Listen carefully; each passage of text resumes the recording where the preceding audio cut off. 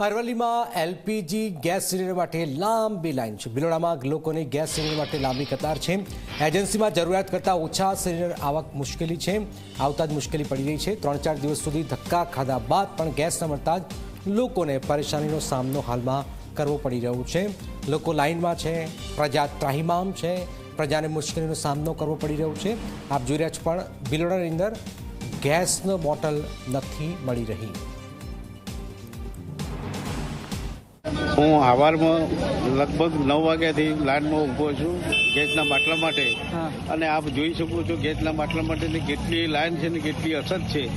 તો બિરોડામાં ગેસના બાટલાની કેમ અછત પડે છે એ કંઈ ખ્યાલ આપતો નથી। તો એની યોગ્ય તપાસ કરી અને દરેકને ગેસનો બાટલો મળે એવી વ્યવસ્થા ગોઠવવા વિનંતી છે।